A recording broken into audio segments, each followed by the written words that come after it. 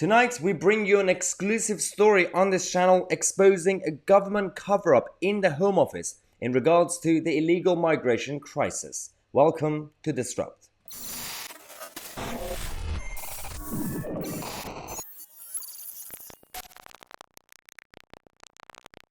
Hello everybody, welcome to the show that disrupts the narrative of the mainstream media. The show that gives you the stories that the media are either failing or refusing to report on, or even if they do, they only give you a one-sided story. Now, we have an exclusive story on this channel. We received a document, a letter.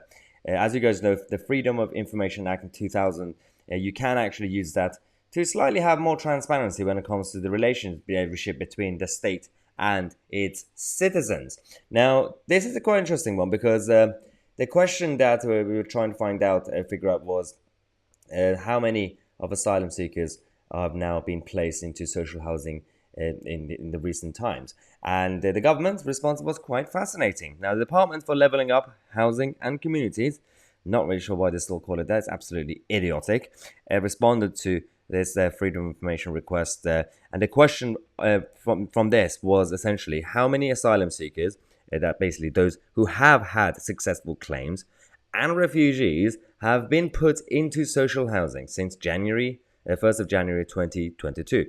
Now, the government responded by saying, "We can confirm that we hold information within scope of your request, but we are withholding it, as explained below. This information is exempt from disclosure under Section 22 of the FOI Act, as it is going to be published, and it is reasonable not to make it available until then." We don't know when, but yeah, not now. Information falling within this exemption must be provided, however, unless it is not in the public interest to do so. So they say that there will always be some general public interest in disclosure of social housing data in order to promote transparency and accountability, but we consider that there is a settled intention to publish this information in due course. Well, we're not going to do it because right now, we don't believe that it's in the public interest. They are treating it as if we are asking them to give us the contact details and full names of individuals and the addresses. No, because that's illegal. You can't do that anyway. It's a simple data. It's a simple number. The reason this matters is because a few months ago, as reported on this channel, this government and the Home Office also tried to come up with this new clever idea of, again, covering up the regular data on illegal migrants entering the country. They thought that the best thing to do is, to avoid embarrassment, continued embarrassment, is to completely just not tell us how many are crossing the border illegally on a daily basis. And it was a fascinating thing because they should have done the exact opposite. All they had to do, all people wanted from this government and Priti Patel, Home Secretary, for a long time, not just to get things done, obviously, but they said, can it just be slightly more honest and transparent? So instead, what they should have done, what the Home Office and Priti Patel should have done, is actually hold more regular press conferences, give us the details, see what's going on, so we could actually be less paranoid and less out of control with this chaos that's going on in Dover and around the country in general. Now, this is going to escalate, obviously, this whole situation, because if it gets to a point where even the BBC is covering the story, that tells you something. Now, a few days ago, this was the big headline. Again, since then, they have actually been covering it. It's saying that more than 10,000 people have crossed the border in 2022 alone.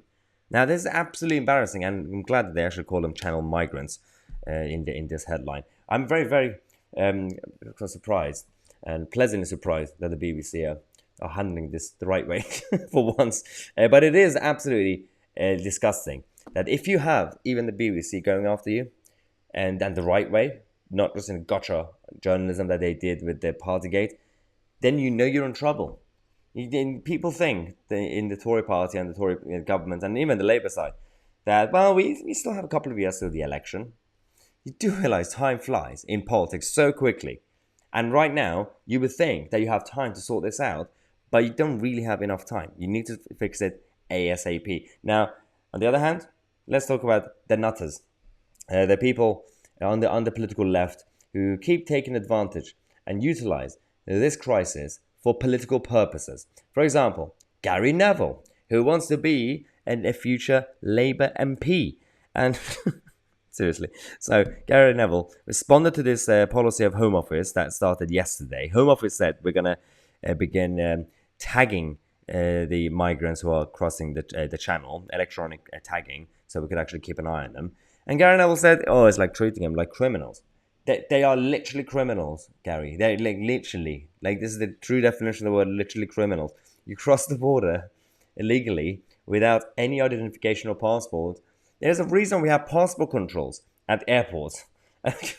Makes no sense why these people are being taken seriously. Now, we don't want to give them too much airtime, so let's move on from Gary Neville, or soon to be the honourable gentleman Gary Neville. Absolutely disgusting. The problem I have is that right now we're dealing with the nutters again. You have Jeremy Corbyn teaming up with Just Stop Oil. Seriously, don't understand who was in charge of marketing for this organization. Do not call it that. It makes no sense.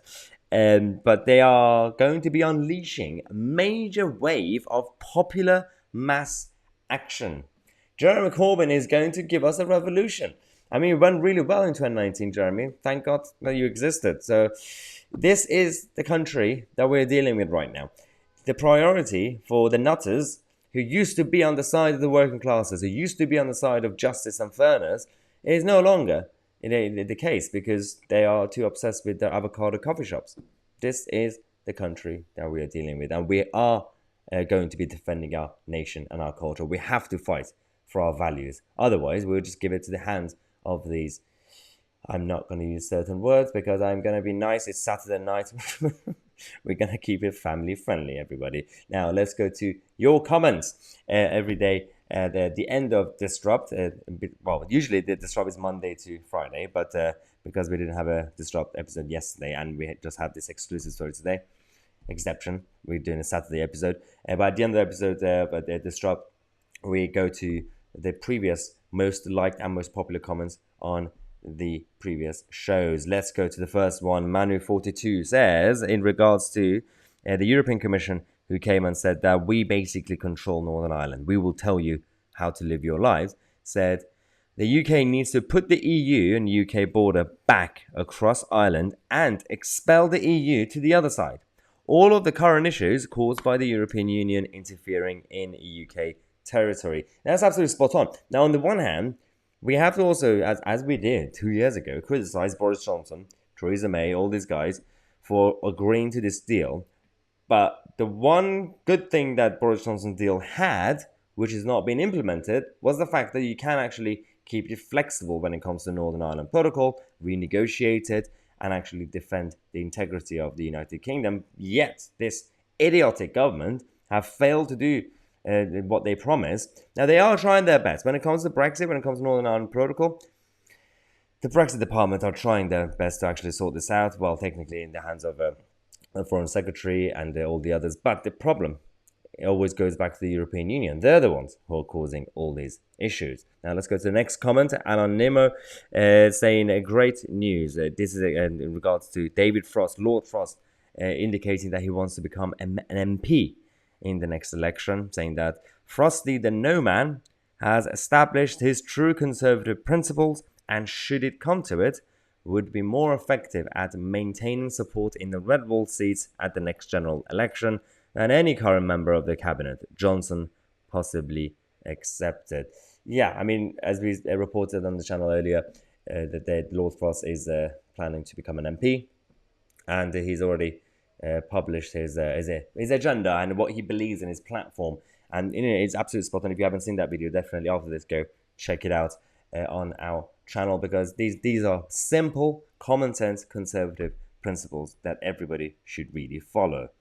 Now, let's go to the last comment of the night. Perfect Storm says, this is the very thing that all the Remain crowd said would never happen. This is in regards to the United States of Europe project that Macron is obsessed with. Perfect Storm says that they have been saying this for years within the halls of Brussels, but our tame EU lapdogs that cannot wait to get us back in have always denied it. So it may not happen anytime soon, but when it does, what will happen to the jobs the people wanting back in have now? I mean, that's the thing. I mean, they keep telling us that the United States of Europe is a conspiracy theory. They said the EU army is a conspiracy theory. Everything is a conspiracy theory. Literally everything is. But they keep happening. So when it happens, is it a theory anymore or is it a fact? I think it's a fact. So I want to say a massive thank you guys. This is the last video of the day. And thank you for all the support that you guys have shown. We're going to come back tomorrow with some more very important news updates for you guys. So subscribe to the channel. Thank you so much. I'm Tousi and this was Disrupt.